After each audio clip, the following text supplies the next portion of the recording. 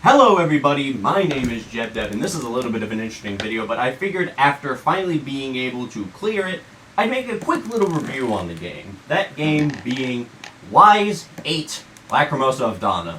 For those who don't know, recently I've been going on a little bit of a Wise kick with these games. That's because two of these games were made free for the PlayStation Plus game catalog. The first being Lacrimosa of Dana, the second one being Monstrum Nox.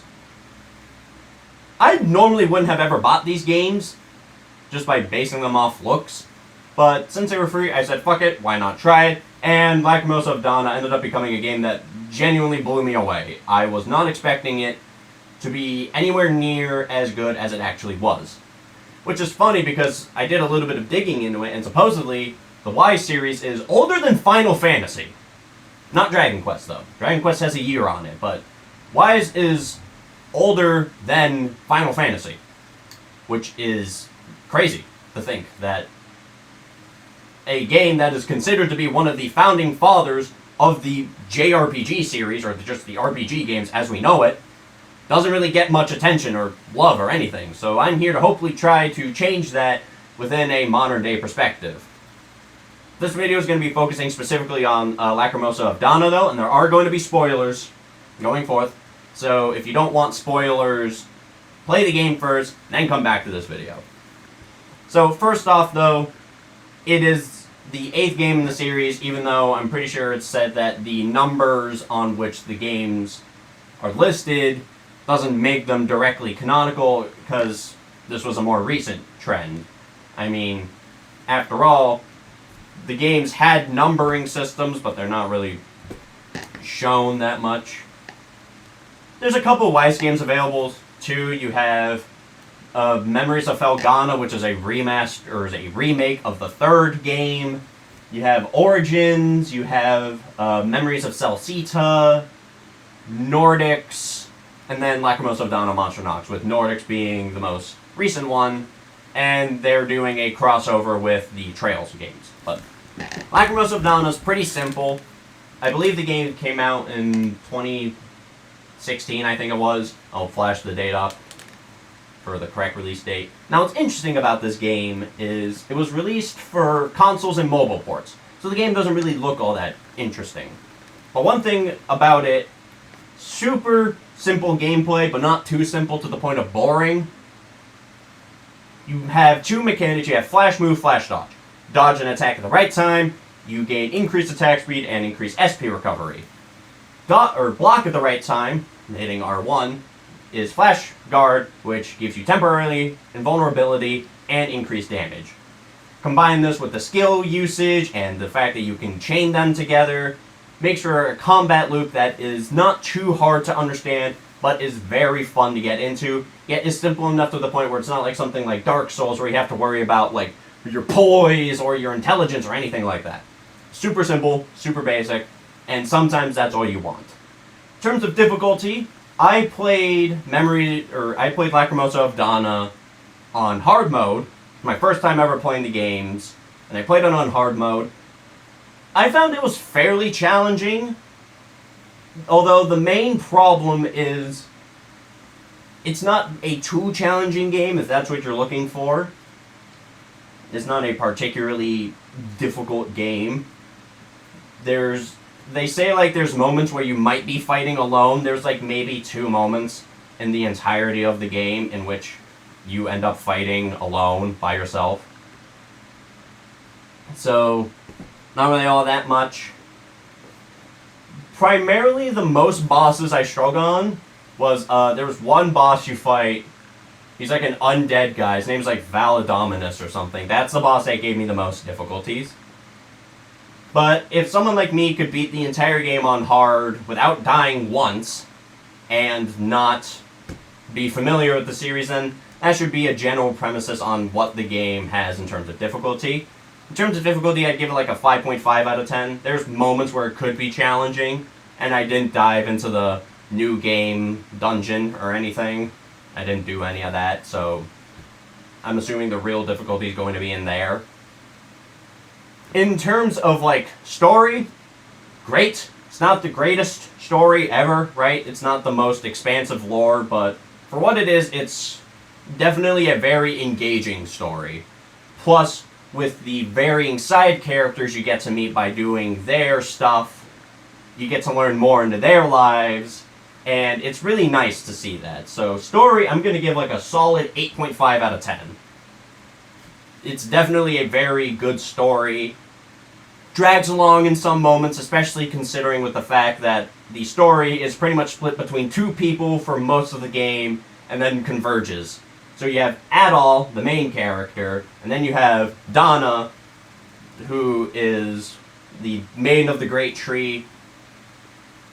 She uses essence and she foresees events happening. So the story starts with you playing as Adol. You're on a ship, Lombardia. I forget where. I think you're sailing to a place called Altago. You're with your friend Dogi. Something breaks the ship, causes the shipwreck, and you end up on the mystical Isle of Saren, which, if I had to link it to anything, would be like the island of Calypso. So you spend the entirety of the game seeing these memories of Donna, which would be in the past, along with fighting these things called primordials, which were ancient beings that were thought dead. You start rescuing other members of the ship that survived, learning from more party members, such as Laxia, who was a noble. You had Sahad, who was a sailor on the ship, Hummel, who's a transporter, and you keep going forth until eventually you meet the Wardens of Evolution, who guard something called the Lacrimosa, which is just basically the end of species. One person is selected to be the Warden of Evolution for their species, and then the rest of the species dies. You stop the Lacrimosa, Donna disappears. That's basically a very short summary of the story and what actually happens. There's obviously some other stuff in there, like there's a whole killer case that happens. As you progress through the island, you unlock more things that allow you to explore other parts and rescue more people, some of which may be from previous games, some of them aren't. But what's interesting to note is story is just really good. Really good story. Everything kind of connects well. You learn why people were on the boat to begin with. Just really good overall story. Combat, the skills are nice. Some characters I feel like learn like god skills, like for example, Hummel learns a skill that's basically a counterattack that you can just use on like anything. And combat's pretty simple too. They have 3 damage types: slash, strike, and pierce. Enemies may be weak to a certain type. Attack with that type to do more damage. You can then break them to have everyone deal normal amounts of damage. There's varying status effects. Those didn't really mean much against the bosses, in my opinion. If anything, they were more of a nuisance when they were done to you than you would really be able to use against the bosses. So, and then outside of that, combat wasn't anything all that special. I'm going to give the combat like a 6.5. Graphics, I'm giving a 5. But then again, the game was also released for mobile. Now, in terms of like DLC stuff, because there are DLCs, they're all completely optional, right? It's just mostly outfits for, I believe, only Laxia has a DLC costume, and the rest are just like extra stuff to get you a little bit of an edge. So totally optional stuff. You don't need to worry about any of the DLC, which is always good. It's always nice seeing a game released with all the full content. Now, in terms of length, there's quite a bit of side content to do between all the quests, the raids, the sieges, and just with everyone's side content. And then obviously once you beat the game, you gain access to a whole new raid and a whole new dungeon. And even if you're going for like completion, it's still a fairly lengthy game. It's not like Persona, where it's upwards of like 40, 50 something hours. Like, I think my Persona 3 Reload save took like 70 hours, and my first Persona 5 Royal save was like 95. Wise games are not that long. It's more so within like the 20 to 30 hour ballpark, with 50 to like 40s if you're doing 100% completion. So not the most long game, but definitely long enough to the point where it'll get you invested. Music, not the greatest music. There's definitely some tracks that I didn't really care for. There's some standout tracks, like the boss theme is incredible. The opening to the game is very, like, dramatic and sad. A little bit of melancholy with pianos and other orchestral instruments. But outside of, like, very select tracks, it's kind of a forgettable soundtrack.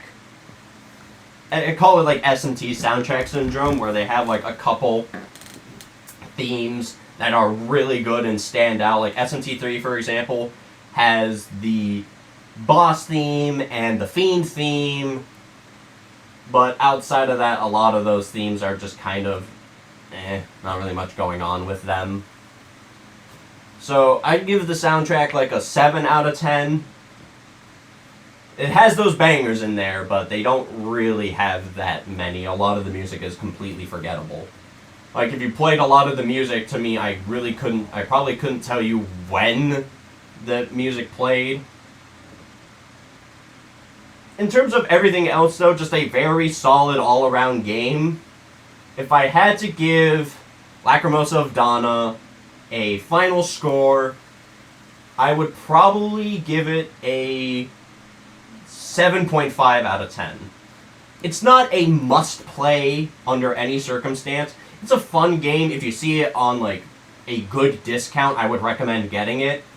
But it's definitely not an RPG game where I'm like, oh my god, you have to play this, right? Those games are reserved for something like Skyrim, Oblivion, Persona. You get what I mean, right? Like, must-play RPG games. It's one of those games where I definitely wouldn't pay full price for one, even though I'm starting to slowly become a fan. And I definitely wouldn't pay full price for the games, though.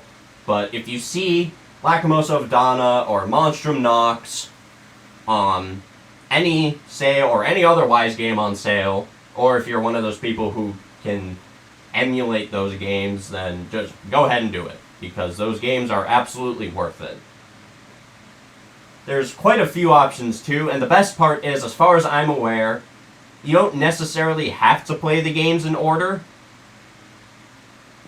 because of the way they're numbered, how they're not direct sequels to one another, I think. It is kind of weird, but you don't have to play the previous game in order to understand everything that happens within the next game. All of those adventures are pretty self-contained. Like, I'm playing through 9 right now, and there was a little bit of mentioning to the events of 8, but nothing that happens in Wise 8 directly impacted what happened in Wise 9. So, in short, here, saying it again, I'm giving Wise 8, Lacrimosa of Dana, a 7.5 out of 10.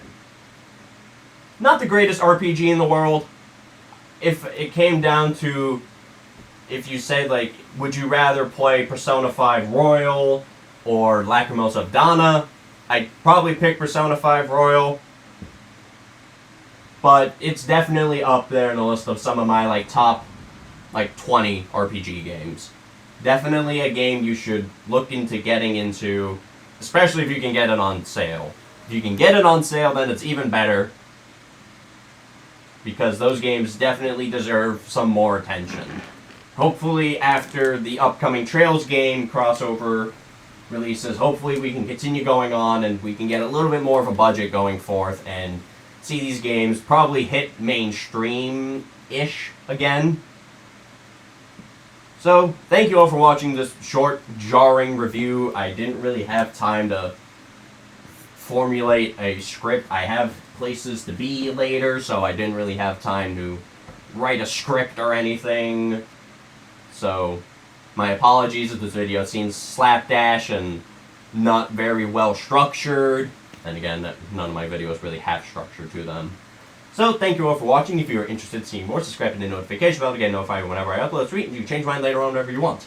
If you want to see the Lacrimosa of Dana playthrough that I did, I'm going to have somewhere on the screen here the playlist linked for everything I've done on Lacrimosa of Dana. And somewhere on the screen, I'm also going to have the first episode to Monstrum Nox, so that way you'll be able to watch my first reaction to that. So, I will see you all in the next video. Bye-bye!